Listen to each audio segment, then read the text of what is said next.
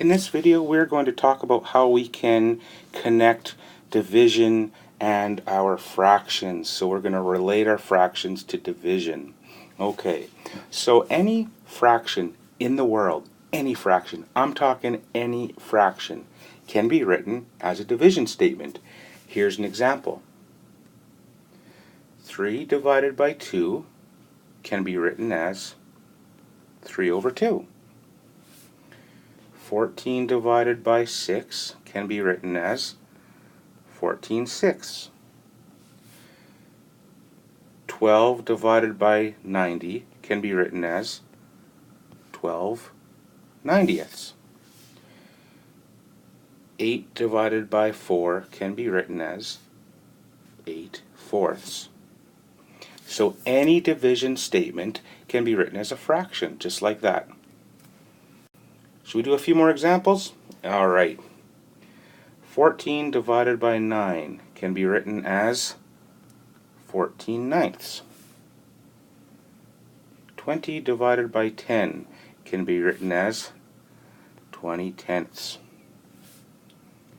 1 divided by 7 can be written as 1/7. 200 divided by 60 can be written as 260ths. That's pretty easy. Now, the opposite is true too. Any fraction can also be written as a division statement. So if I have a fraction of 3 over 2, I can write it as 3 divided by 2. If I have a fraction of 16/20ths, I can write it as 16 divided by 20. If I have a fraction of 21/40ths, I can write it as 21 divided by 40. So it's really easy to write fractions as division statements. Here's a few more examples. 41 divided by 6 can be written as 41/6. 3 divided by 19 can be written as 3/19. 11 divided by 4 can be written as 11/4. Are you catching on? It's pretty easy, isn't it? Good job.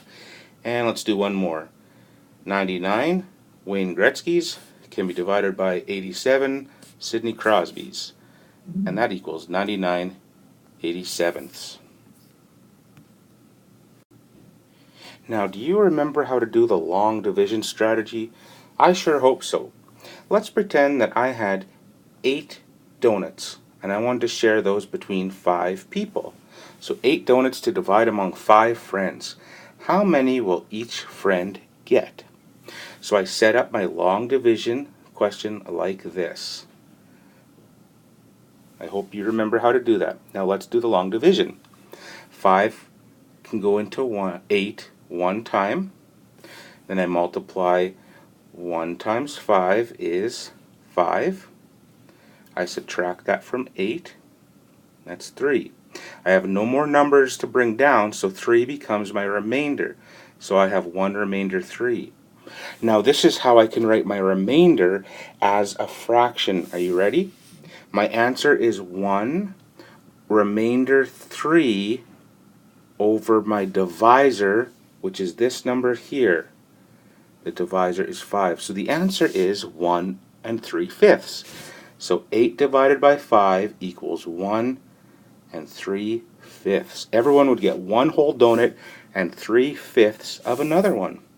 Let's try another example. Let's do 47 divided by 4. What's that going to equal? So I write my long division question like this. Alright, now first question is how many times can 4 go into this 4? The answer is once.